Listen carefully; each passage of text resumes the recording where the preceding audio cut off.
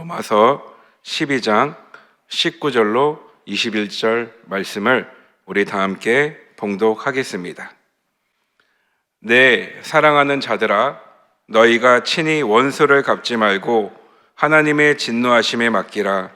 기록되었을 때 원수 갚는 것이 내게 있으니 내가 갚으리라고 주께서 말씀하시니라. 내 원수가 줄이거든 먹이고 목마르거든 마시게 하라. 그리함으로 내가 숯불을 그 머리에 쌓아 놓으리라. 악에게 지지 말고 선으로 악을 이기라. 아멘. 할렐루야. 좋은 날입니다.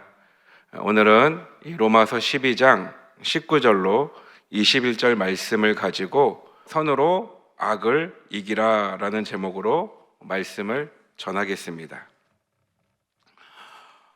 로마서 말씀은 1장부터 11장까지 말씀이 믿음으로 구원을 받는다는 믿음의 길을 이야기하고 있고요. 그리고 12장부터 16장까지는 구원받은 자의 삶을 이야기를 하고 있습니다. 로마서의 앞부분은 구원이고 그리고 뒷부분은 삶이라는 거예요. 뒷부분의 주제가 되는 말씀이 오늘 말씀이 있는 로마서 12장 1절과 2절 말씀입니다. 그런데요, 2절 말씀을 보면 너희는 이 세대를 본받지 말고 이렇게 시작을 합니다. 이 세대를 본받지 말라는 것은 이 세상은 본받을 것이 없는 세상이라는 것입니다. 우리가요, 본받을 만한 것이 없는 악한 세상을 살아가고 있다라는 거예요. 그래서 악한 세상 속에서 우리는 악한 모습으로 살아가면 안 된다라는 것입니다. 하나님의 백성들은 다른 모습으로 살아가야 되는데 오늘 말씀을 보니까 악한 모습으로 살아가는 것이 아니라 선한 모습으로 살아가야 된다라는 거예요. 그러면 우리가 어떻게 해야지만 선한 모습으로 살아갈 수 있겠습니까? 첫째는 사람과 악을 분리하는 거예요. 이런 말이 있습니다. 죄는 미워하되 사람은 미워하지 말라라는 말이 있습니다. 악은 미워하되 사람은 미워하지 말라. 같은 이야기라고 생각돼요. 악은 미워하되 사람은 미워하지 말라는 것입니다. 악과 사람은 분리해야 되는 거예요. 오늘 말씀 21절입니다. 악에게 지지 말고 선으로 악을 이기라. 이 말씀에서 지지 말고 그리고 이기라라는 단어는 그 헬라어로 같은 단어를 사용합니다. 헬라어로 니카오라는 단어를 사용을 하는데요. 이 단어의 뜻은 정복하라입니다. 그러니까 정복하라라는 뜻을 가지고 있어요. 그래서 직역을 하면은 악에게 정복당하지 말고 선으로 악을 정복하라라는 것입니다. 악은 정복해야 되는 거예요. 우리가요, 정복해야 되는 대상이 악이라는 것입니다. 사람을 정복하는 것이 아니라 악을 정복해야 되는 거예요. 그래서 사람에 대해서는 정복하는 것이 아니고 사랑해야 되는 줄 믿습니다. 사람은 사랑해야 되는 대상이기 때문에 우리가 사람들에게 말을 할 때 악한 말을 하면 안 되고요. 행동도 마찬가지예요. 악한 행동을 하면은 안 된다라는 것입니다. 우리의 말과 우리의 행동이 사람에게는 비난해서는 안 되고요. 조롱해서는 안 되고 그리고 공격해서는 안 되고 더 나아가서 보복하면 안 된다라는 것입니다. 12장 14절 말씀을 우리 함께 보겠습니다. 너희를 박해하는 자를 축복하라. 축복하고 저주하지 말라. 박해하는 자를 축복하고 그리고 저주하지 말라라는 것입니다. 박해하는 자입니다. 사람이에요. 박해하는 사람이라는 것입니다. 사람이기 때문에 사람에 대해서는 우리가 축복하라는 거예요. 박해하는 사람이다 할지라도, 나를 박해하는 사람이다 할지라도요, 그 사람을 축복하고 저주하지 말라라는 그런 말씀입니다. 박해가 무엇입니까? 제가 뜻을 찾아보니까요, 이런 뜻을 가지고 있더라고요. 사람을 못 살게 굴고 사람을 해롭게 하는 것이 박해입니다. 나를 못 살게 굴고 나를 힘들게 하고 나를 해롭게 하는 사람이다 할지라도 그 사람을 축복하고 저주하지 말라는 거예요. 박해하는 자의 어원을 살펴보니까요, 추격하다라는 그런 뜻을 가지고 있어요. 그러니까 추격하면서 힘들게 하고 마음을 괴롭게 하는 것입니다. 우리가 때로는 참 징글징글한 사람이다 이렇게 표현을 할 때가 있어요. 정말 징글징글하게 못 살게 굴고 해롭게 하는 사람이 박해하는 사람이에요. 성경 말씀을 보면 사울 왕이 그랬잖아요. 사울 왕이 박해하는 사람입니다. 사울 왕이 다윗을 박해할 때 어떻게 박해를 합니까? 따라다니면서 박해를 해요. 다윗을 추격하면서 박해를 했다라는 것입니다. 우리 한번 생각해 보세요.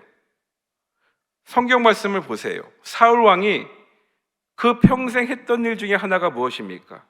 징글징글하게 다윗을 따라다니면서 그 다윗을 못 살게 굴고 그리고 해롭게 했다라는 거예요. 그래서 다윗은 도망자의 인생을 살게 됩니다. 그런데요, 사울 왕과 같은 사람이다 할지라도, 나를 박해하는 사람이다 할지라도 그 사람을 축복하고 저주하지 말라는 거예요. 다윗은 그렇게 살았다라는 것입니다. 저와 여러분들은 하나님의 백성인 줄 믿습니다. 하나님의 백성들은 다윗처럼 살아야 되는 거예요. 박해하는 자다 할지라도 축복하고 저주하지 말라는 것입니다. 이 말씀은 사람에 대해서는 미워하지 말고 그리고 축복하고 사랑하라라는 말씀이에요. 우리가요, 믿음이 커질 때가 있습니다. 우리 언제 믿음이 커집니까? 하나님을 찬송하고 하나님께 기도하고 우리가 하나님을 섬길 때 우리의 믿음이 커집니다. 철야 기도하고 금식 기도하고 새벽 기도하고 봉사할 때 그때 우리의 믿음들이 자라나게 되는 거예요. 그런데요, 큰 믿음으로 자라날 때가 있어요. 그때가 언제입니까? 저와 여러분 안에 사랑이 있을 때 믿음이 자라나게 되는 것입니다. 나를 못 살게 굴고 나를 해롭게 하는 사람이다 할지라도 그 사람을 사랑할 수 있는 그 마음이 있을 때 우리의 마음이, 우리의 믿음이 더욱더 커지게 되는 줄 믿습니다. 사람은 누구나 죄인이에요. 저와 여러분들도 죄인입니다. 예수님이 저와 여러분들을 찾아오신 줄 믿습니다. 예수님께서요, 죄인인 우리를 찾아오셨기 때문에 우리가 구원받을 수 있는 거예요. 그래서요, 우리가 하나님의 백성으로 산다는 것은 우리가 찾아가는 사람들 가운데, 우리가 이 땅을 살아가면서 가까이 하는 사람들 가운데요, 마음이 안 드는 사람도 있어야 되는 거예요. 우리가 가까이 하는 사람들 가운데 실패한 사람도 있어야 되는 것이고요, 그리고 보잘것이 없는 사람도 있어야 되는 것입니다.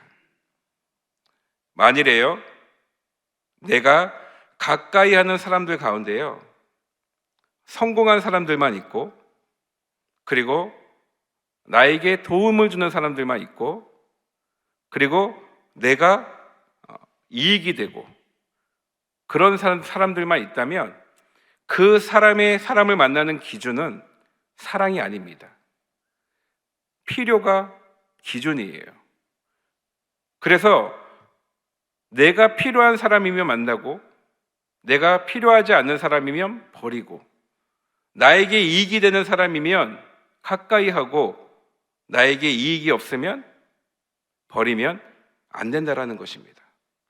그런 모습은 하나님이 기뻐하는 모습이 아니라는 거예요. 하나님의 백성들은요, 사랑할 만한 사람들은 당연히 사랑해야 되는 것이고요, 사랑할 만하지 못한 사람도 사랑하며 살아가야 되는 줄 믿습니다. 성경 말씀을 보면 예수님이 찾아간 사람들, 예수님이 가까이 하는 사람들 중에 죄인도 있었어요. 죄인과 함께 하셨고, 그리고 세리와 함께 하셨고, 그리고 창기와 함께 하셨습니다. 성경 말씀을 보면 예수님이 삭개오의 집에서 유하시면서 함께 식사를 합니다. 생각해 보세요. 예수님이 삭개오와 함께 하셔서 어떤 유익이 있었습니까? 오히려 세리장과 함께 한다고 사람들에게 비난을 당했잖아요.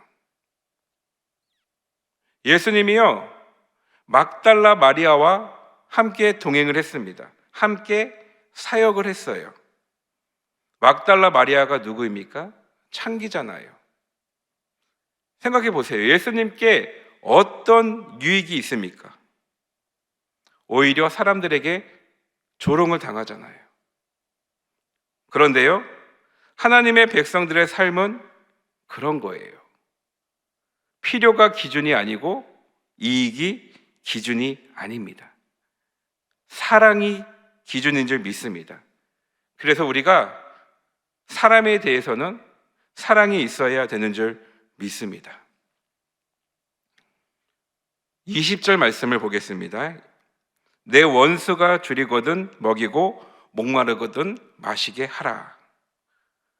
원수도요, 사람이기 때문에 배고픈 상태이면 먹을 것을 주라는 것이고, 목마른 상태이면 원수라도 마실 것을 주라는 말씀입니다. 원수라도 그 사람을 미워하지 말고 도와주라는 하나님의 말씀이에요. 성경 말씀을 보면 요셉이 그렇게 살았습니다. 요셉은 사람을 미워하지 않았어요. 요셉은 형들을 미워하지 않았습니다. 요셉은 오히려 형들에게 간곡한 말로 위로했다라는 말씀이 있어요. 창세기 말씀을 보면 이 요셉이, 형들이 요셉을 해하려고 했잖아요. 해치려고 했잖아요. 형들이 요셉을 해치려고 했는데요, 보복을 하지 않아요. 보복을 하지 않고 이렇게 말합니다. 형들이 나를 해치려고 했지만 하나님이 그것을 선으로 바꾸어서 오늘과 같이 많은 백성의 생명을 살리셨습니다. 그러니 당신들은 두려워하지 마소서. 내가 당신들과 당신들의 자녀를 기르겠습니다 라고 형들에게 위로의 말을 해요. 그러니까 요셉은 자신을 힘들게 하고 괴롭게 한 그 형들에게 오히려 간곡한 말로 위로하고 그들에게 도움을 주었다라는 것입니다. 우리가 이 땅을 살아갈 때 요셉처럼 살아가야 되는 줄 믿습니다. 손동희 권사라는 분이 있어요. 이분이 어떤 분이냐면 예수님을 믿는 사람들이라면 다 아시는 목사님이 한 분 있는데 손양원 목사님이라고 있습니다. 그 손양원 목사님의 딸이 손동희 권사예요. 1948년도에 여수와 순천에서 폭동이 일어납니다. 그때 손동희 권사님의 오빠 두 사람이요, 같은 학교 친구에게 학살을 당해요. 죽임을 당했습니다.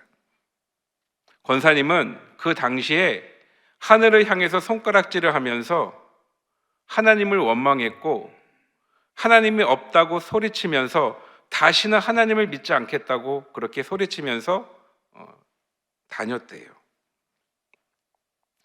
장례식을 마치고 일주일 후에 범인을 잡았습니다.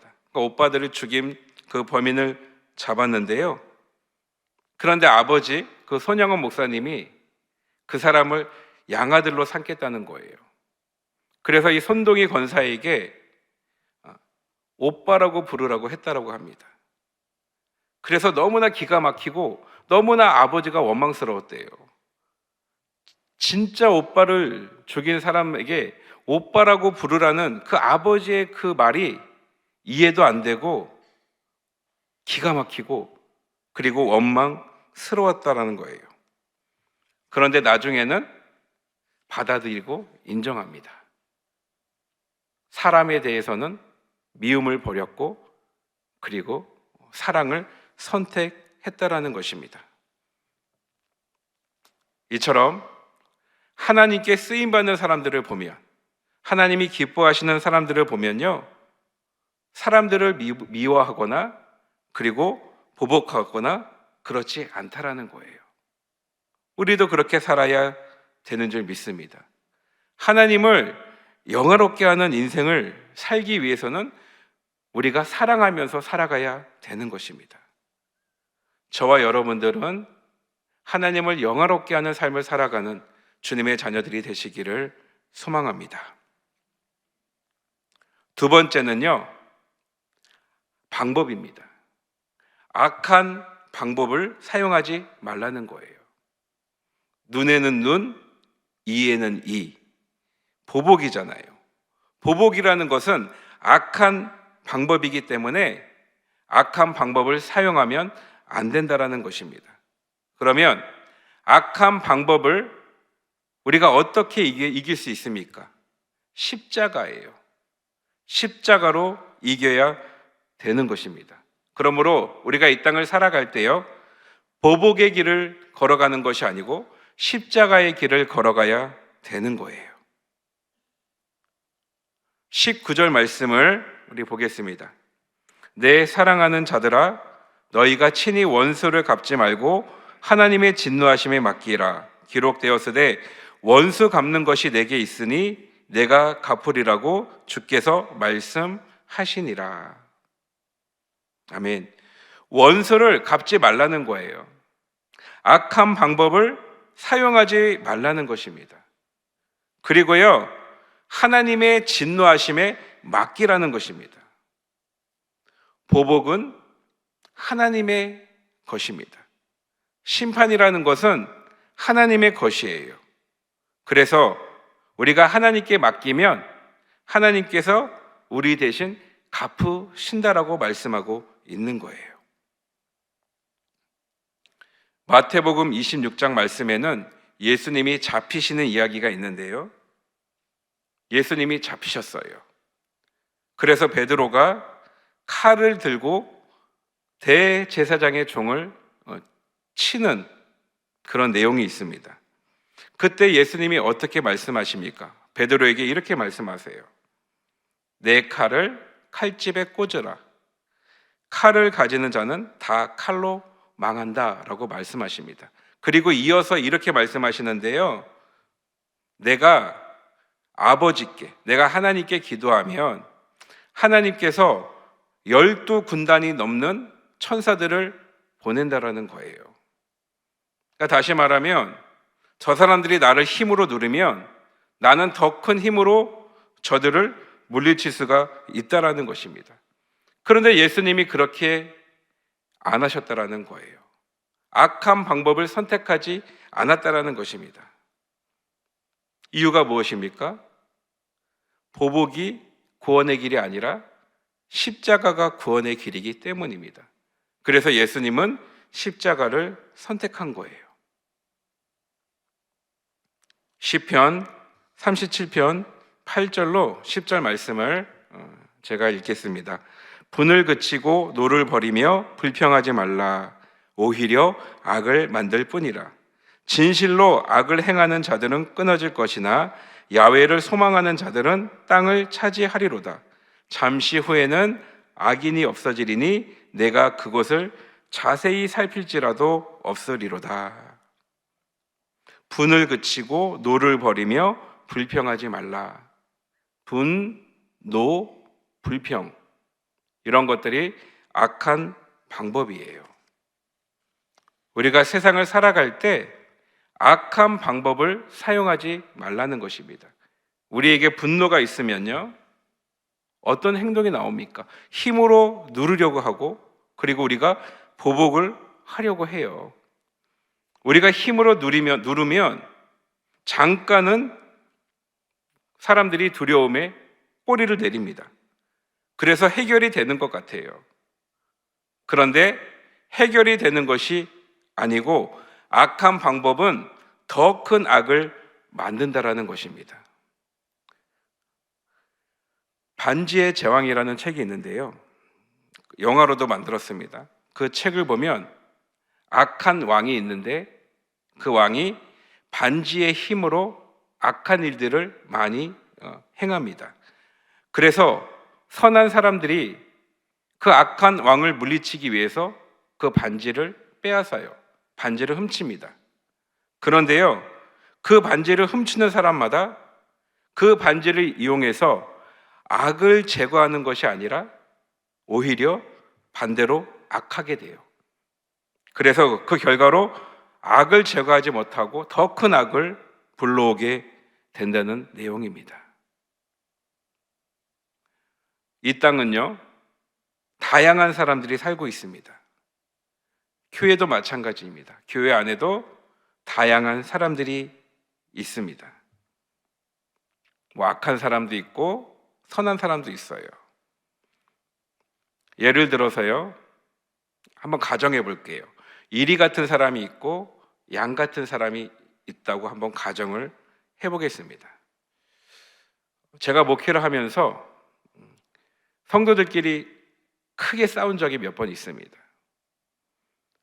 성도들이 싸울 때를 보면은요, 이리 같은 사람하고 양 같은 사람하고 싸우잖아요. 결과가 어떻게 되는지 아십니까? 둘 다 이리가 되고 있어요. 심지어 양 같은 사람과 양 같은 사람끼리 싸우는데요, 그 양 같은 사람들이 이리 같은 사람으로 된다라는 것입니다. 성경 말씀의 내용은 무엇입니까? 이리와 싸우되 양으로 이기라는 거예요. 양으로 이긴다는 것이 무엇입니까? 십자가예요. 죽는 것입니다. 십자가로 이겨야 된다라는 것입니다. 그러므로 십자가의 방법입니다. 십자가의 방법이 예수님의 방법이에요. 십자가의 방법을 따라가게 되면 악을 정복할 수 있는 줄 믿습니다. 우리는 하나님의 백성들이기 때문에 그것을 보여주며 살아야 되는 줄 믿습니다. 오늘 말씀을 정리할게요. 기억해 주시기를 바랍니다. 선으로 악을 이기는 방법은 악은 미워하고 사람은 사랑하는 거예요. 그리고 악한 방법을 사용하지 말라는 것입니다. 우리 십자가의 방법으로 살아가기를 바랍니다. 그래서요, 선으로 악을 이기며 살아가는 주님의 자녀들이 되기를 축원드립니다. 기도하겠습니다. 하나님 아버지, 감사합니다. 기도로 하루를 시작합니다. 하나님의 도우심을 간구하오니 오늘 하루 하나님의 도우심으로 승리하는 하루가 되게 하여 주시옵소서. 이 시간 예물을 드리는 귀한 손길이 있습니다. 그 마음 받아주시고 은혜와 축복을 부어 주시옵소서. 모든 것을 주님께 맡기오며 예수님의 이름으로 기도드립니다. 아멘. 하늘에 계신 우리 아버지여, 이름이 거룩히 여김을 받으시오며 나라가 임하시오며 뜻이 하늘에서 이루어진 것 같이 땅에서도 이루어지이다. 오늘 우리에게 일용할 양식을 주시옵고 우리가 우리에게 죄 지은 자를 사하여 준 것 같이 우리 죄를 사하여 주시옵고 우리를 시험에 들게 하지 마시옵고 다만 악에서 구하시옵소서. 나라와 권세와 영광이 아버지께 영원히 있사옵나이다. 아멘. 할렐루야. 모든 영광을 하나님께 돌립니다. 이제 기도하는 시간입니다. 나라와 민족을 위해서 기도해 주시고 여의도 순복음교회와 이용훈 대표 총회장님의 건강과 목회 사역을 위해서 기도해 주시고 여의도 순복음 분당교회와 황선옥 담임 목사님의 건강과 목회 사역을 위해 기도해 주시기를 바랍니다. 그리고 교회의 재직과 주의 종들, 파송된 선교사님들을 위해 기도해 주시고 특별히 몽골 하나님의 성의 초청 부흥에 참석하신 담임 목사님과 팀원들의 건강과 안전을 위해서 우리 주님의 이름 3번 부르고 통성으로 기도하겠습니다. 주여, 주여, 주여.